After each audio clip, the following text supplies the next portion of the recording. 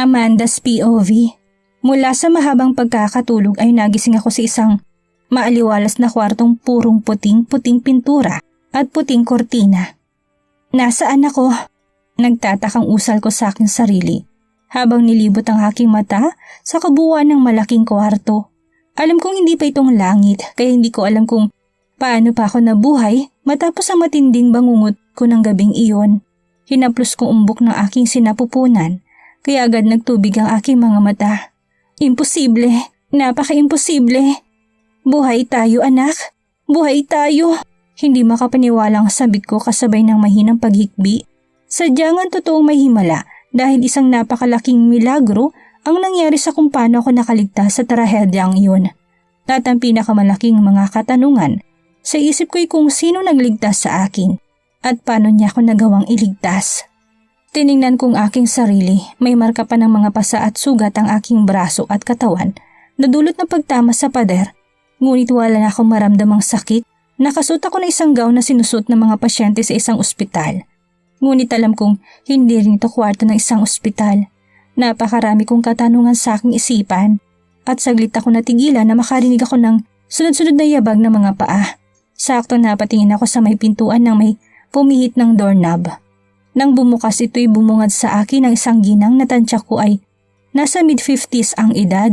Nakasuot ito ng uniform na pangkasambahay kaya tsak nakasambahay ito dito.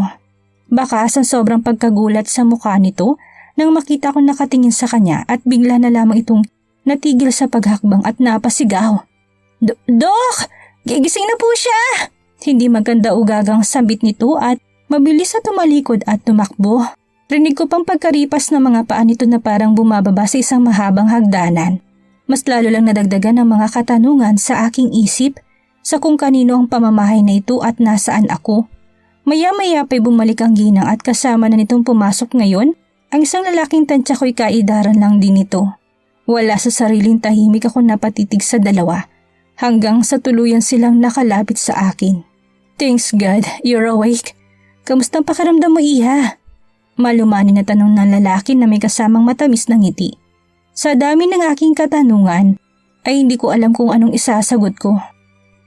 Naku, salamat talaga't nagising ka na. Alam mo bang isang linggo ka ng tulog?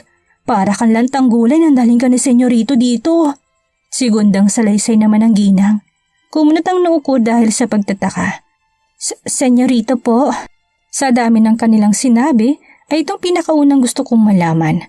Na ayon sa salaysay nitong ginang ay nagdala sa akin dito, kaya malamang siyang nagligtas sa akin. Umupo ang ginang sa gilid ng aking kama bago nagpatuloy sa pagsasalita. Si Senyorito Jaguar, siyang nagdala sa'yo dito. Sabi niya, nakita ka raw niyang palutang-lutang sa dagat.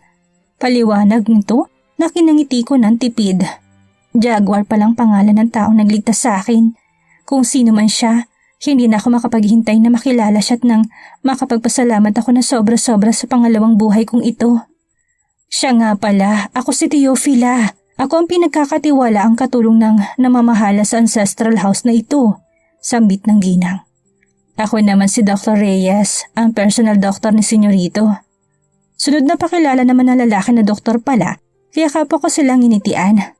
Kinagagala ko po kayo makilala. Ako nga po pala si Amanda. Pakilala ko naman sa kanila. Anyway, Amanda, I want to be honest with you. Habang ginagamot kita last time, may natuklasan ako. I don't know if you are aware that you are 6 weeks pregnant. Walang paligoy-ligoy na sambit ni Dr. Reyes. Saglit ako napatitig sa kanya. Kahit pa man naramdam ko na nagdadalang tao ako, ibang-iba pa rin pala kapag mismong nakumpirma ito na isang doktor. Marahan akong tumangot, hindi napigilan ang muling paglandas ng masaganang luha. Hindi pa man ako nakakagamit ng pregnancy test, ngunit ramdam ko na po na may batang nabuo sa aking sinapupunan, lalo pat hindi na ako dinadatnan na buwan ng daloy ko. Pagtatapat ko. Diyos mio, Amanda, buti na lang talaga't nailigtas ka ni Senyorito. Kayo na magiging anak mo. Nakaawang nasambit ni Manang Teofila, sabay tutup sa bibig nito. Tumikim si Dr. Reyes at suminyas ito sa ginang. Senyas na mabilis namang naunawaan ito kaya tumayo ito kaagad. Pasensya na sa kadaldalan ko, Amanda. Bueno, maiiwan ko muna kayo ni Dr. Reyes at nang maikuha kita ng pagkain. Nakangiting paalam ni Manang. bago tuluyang nilisan ang kwarto. Pagkatapos ay sa akin naman bumaling si Dr. Reyes. Iha, may nararamdaman ka pa bang kakaiba? So I can conduct another test para masiguro nating safe na talaga kayo ng baby mo. Concern na tanong nito kaya saglit kong pinakiramdaman ang sarili. Wala na po, Doc. Pakiramdam ko po maayos na po ako. Nakangiting sagot ko dahil ito rin naman ang totoo. Masaya rin siyang ngumiti. Mabuti naman kung ganon, Iha. Nararapat itong malaman ni Senyorito Tres. Hold on for a while, tatawagan ko lang siya. Paalam ni Dr. Reyes at bahagyang dumistansya, papalayo kaya hindi ko rin narinig ang kanilang pag-uusap. So ibig sabihin nito, wala pala ngayon ang sinasabi nilang Senyorito dito. Sayang, gusto ko na sana siyang makilala dahil napakalaki ng utang na loob ko sa kanya. Nang matapos si Dr. Reyes sa pakipag-usap ay sakto na muling pumasok si Manang Teofila na ngayon ay may dala ng tray ng pagkain. Kumain ka na muna, Amanda. Healthy foods lahat itong hinanda ko kaya maganda ito sa kalusugan mo at sa baby. Nakangiting aya nito sa akin, sabay lapag ng pagkain sa bedside table. Tila ba bigla ko natakam ng matingnan ang mga masustansyang pagkain na may gulay at prutas pa. Maraming salamat po, Manang. Buong pusong pasasalamat ko. Tumikim si Dr. Reyes kaya naudlot ang pag-uusap namin ni Manang. Miss Amanda, binili ni Senyorito Jaguar na dumito ka daw muna dahil kagigising mo pa lang. He knows about your pregnancy so he's just worried. Tugon ni Dr. Reyes na ikinatawa ko ng lubos. Sino ba naman ang hindi matutuwa gayong may bahay kaming matutuluyan ng anak ko? Bahay na tsak mahihirapan ang hinayupak na damon Lucif Helgon na yun ang matuntun kami. Saka ngayong wala na si Chang Marta, wala na rin naman akong pamilyang mauuwian. Nahiya naman ako magpakita sa best friend kong si Kendra dahil tsak na madadami lang siya sa problema ko. At yung babaeng kamukhang kamukha ko, hindi ko naman alam kung saang lupalop ng Pilipinas ko siya hahanapin. Wala na po talaga ako nararamdaman, Doc. Ngunit kung ayos lang po sa senyorito nyo, ay buong puso ko pong tatanggapin ang alok na pagpapatuloy niya sa akin dito. Pwede po ako manilbihan sa bahay na ito bilang kapalit sa pagtira ko dito. Kung hindi niyo po na itatanong, sanay na sanay po ako sa lahat ng gawaing bahay. Mahaba at buong loob na salaysay ko. Pumalakpak naman si Manang. Namungay ang mga mata nito na animoy mas nagalak pa kaysa sa akin. Napakasipag mo naman, Amanda. Kaso tsak na pagbabawalan ka lang ni Senyorito. Ayos na yung manatili ka na lang dito para naman may makasama ko rito sa malaking bahay na ito. Bihirang-bihira pa naman magawi dito si Senyorito. Para namang lumaki biglang dalawang tenga ko sa tinura ni Manang dahil sa kuryosidad. Bihira, nasaan po ba siya, Manang? Hindi ko na mapigilang magtanong. Nasa syudad ng Manila, Amanda. Abala sa pagpapatakbo ng mga negosyo niya. Tuwid na sagot ni Manang. Mga negosyo? So ibig sabihin mayaman din pala talaga. Heist, ang tanga ko lang sa parteng ito Senyorito ang tawag nila, kaya malamang mayaman nga. Gusto ko pa sanang mag-usyoso, ngunit muling nagsalita si Dr. Reyes. Masanay ka na dito kay Teofila, Amanda. Talagang madaldal ito't hindi nauubusan ng kwento. Umiiling na tura ni Dr. Reyes kaya ngumuso si Manang na parang bata.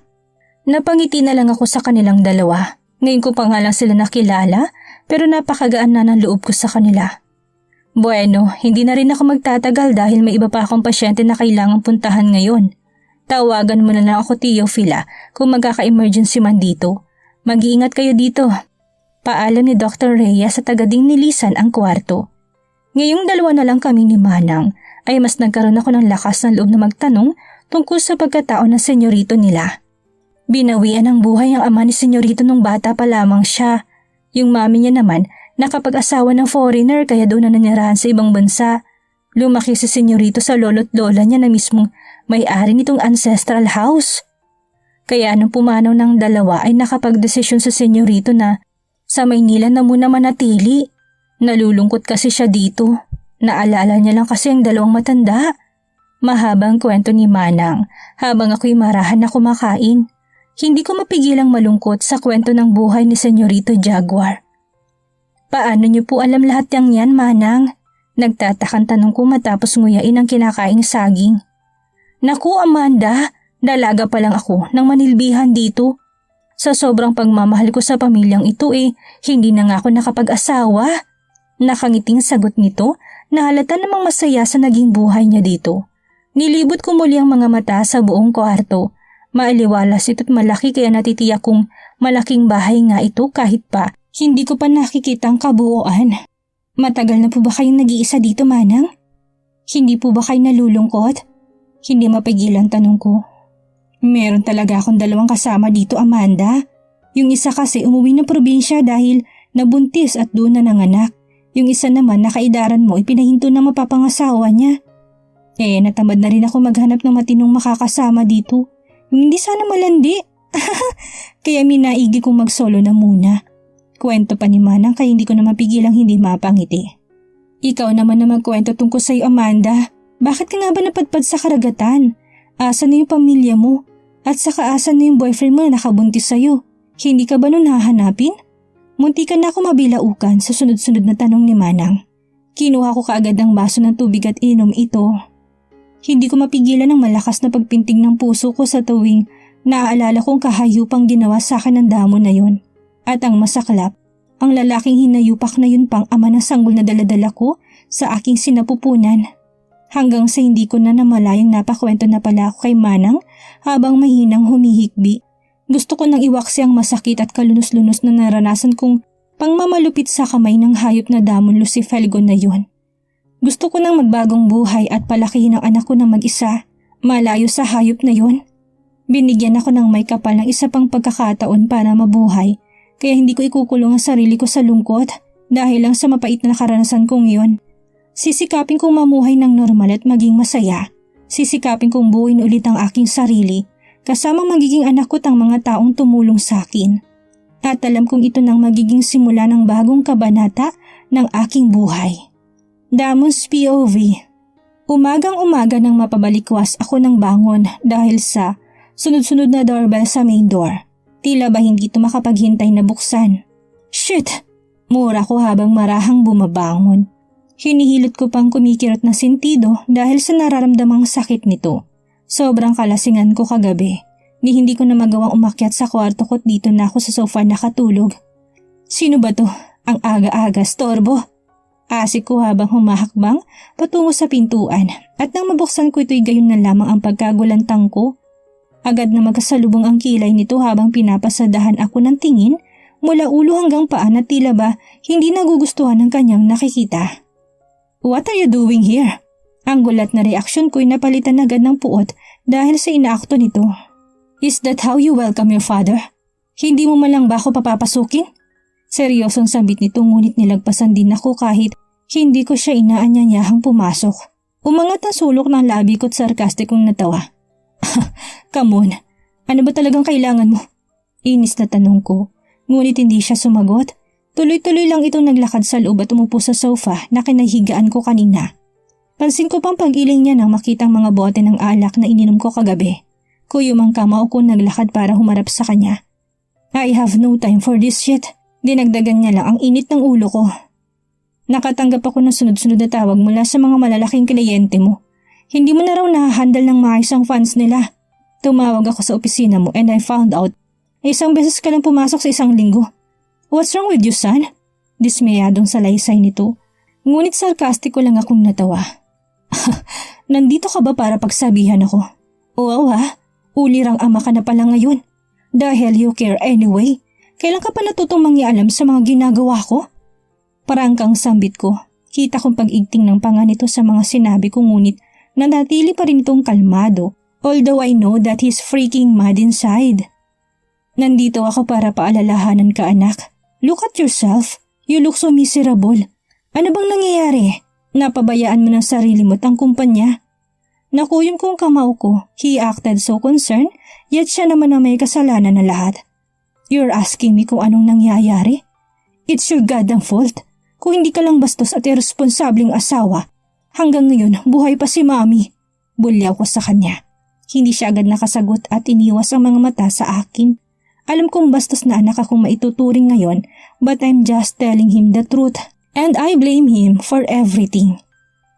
Nakausap ko ng naging kabit mo. Hindi lang pala babae ang ginastusan mo dahil nalulung ka rin sa sugal. Is it true na tinalo mo lang sa kasino ang 3 bilyon na ako mismo nagpakahirap? Diretsahan at walang paligoy-ligoy na salaysay ko.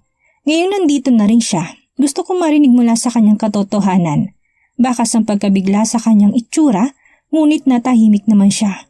And I know his silence means yes. So, it's you! Galit na sambit ko. I'm so sorry, my son. Magmula nang mawala ang mami mo, nagbago ng buhay ko.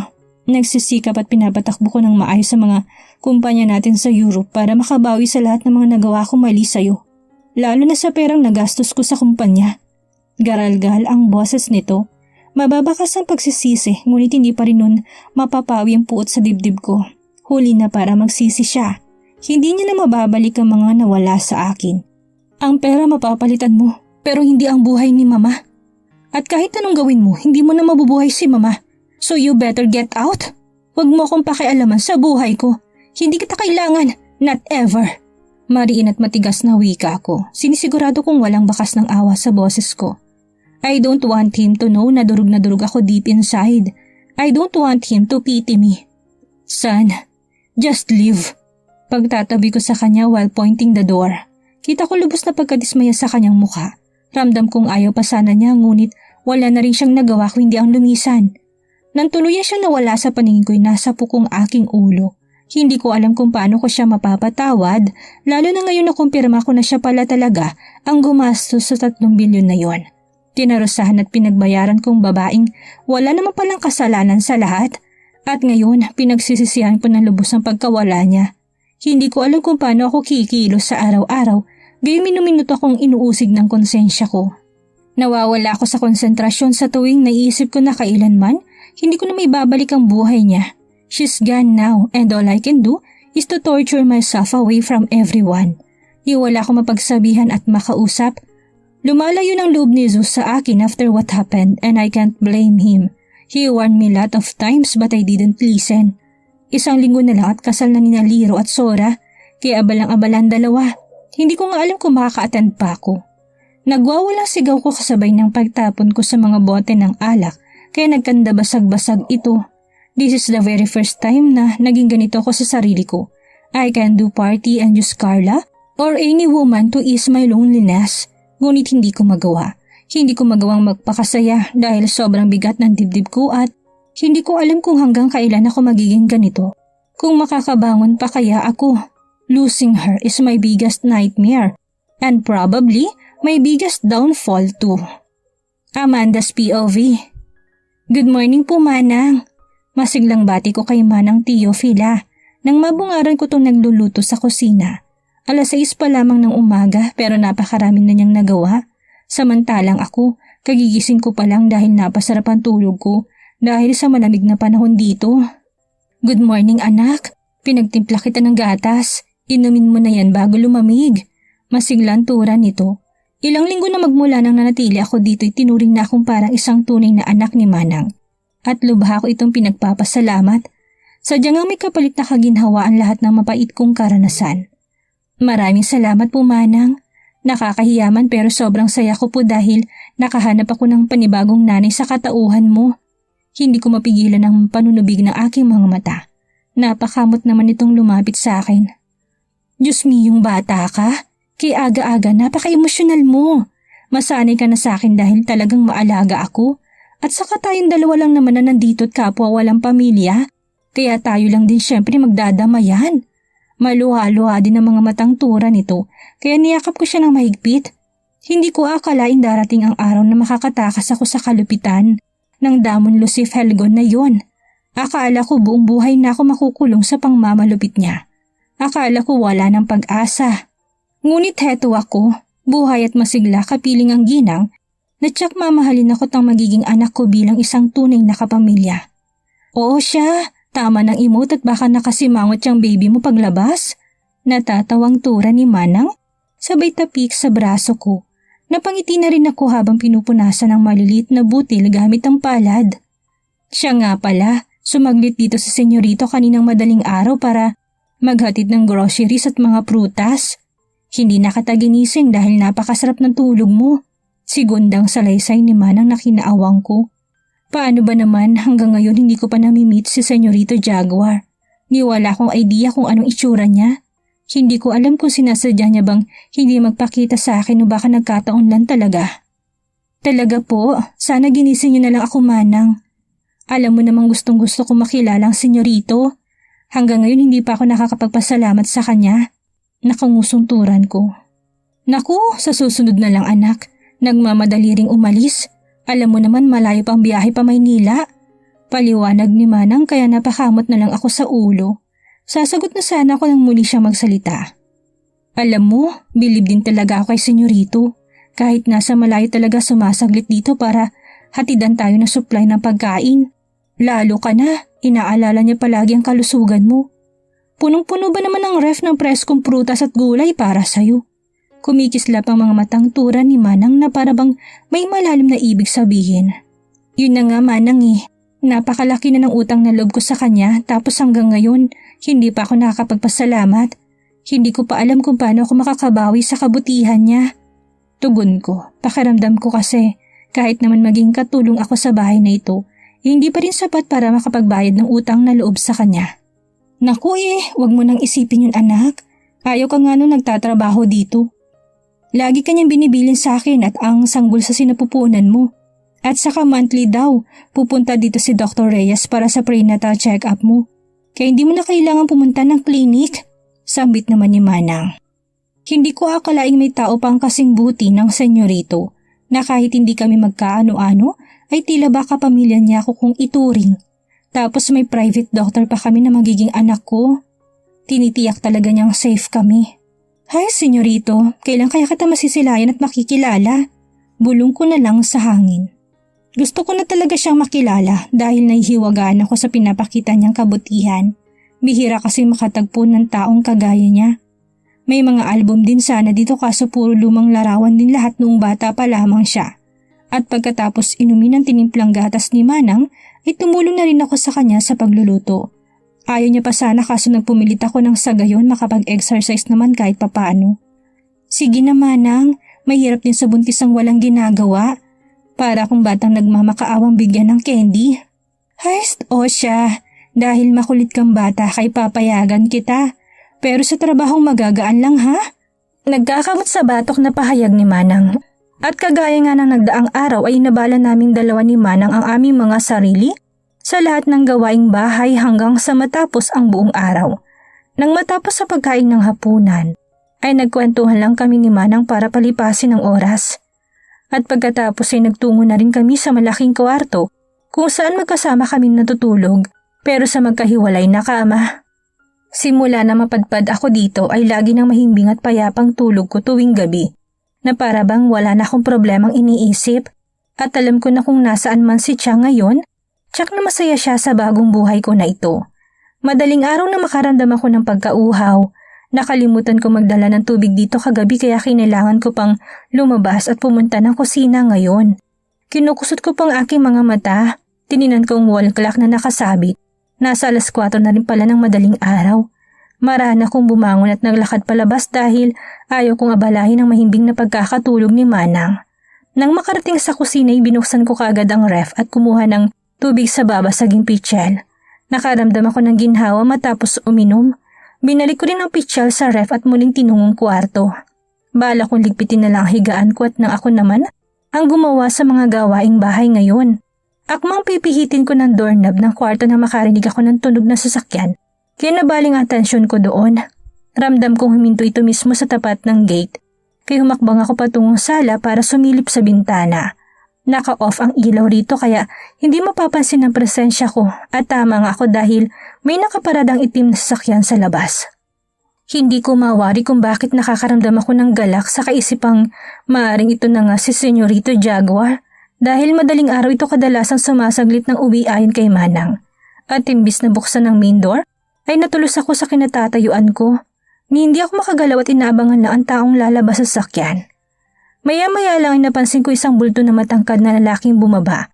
Dahil may kadiliman pat hindi ganong maliwanag ang ilaw sa labas, ay hindi ko maaninagan ang mukha nito. Napakalakas na nakabog ng dibdib ko habang minamatyagan na lalaki na naglalakad patungo sa main door. Alam kong kabisado nitong passcode ng bahay kaya kusa kong hinintay na mabuksan niya ito gayong pwede naman sana ko ang magbukas. Hindi ko alam ang mararamdaman ko sa mga oras na ito habang inaabangan lang siya sa loob. Literal na kinakabahan ako nang hindi ko mawari. At ilang segundo lang ay tuluyan ito nabuksan ng main door kasabay ng pagpindot nito sa switch on ng ilaw. Ngayon, napakalinaw ng ilaw sa sala ay wala ng dahilan para hindi ko siya makilala. Hindi ako halos makapaniwala sa nakikita ko habang nakaawang na nakatitig sa kanya. Paanong napaawang ako sa pagkagulantang kaya hindi ko mapigilang mapasigaw dahilan para maagaw kong atensyon niya. Ikaw? Ikaw si Senyorita Jaguar? Sino kayong lalaking nakita ni Amanda? Bakit kaya sa reaksyon niya ay tila kilala niyang binata? Ito na kayang lalaking sagot sa lahat ng problema ni Amanda? Yan ang ating aalamin sa susunod nating kabanata.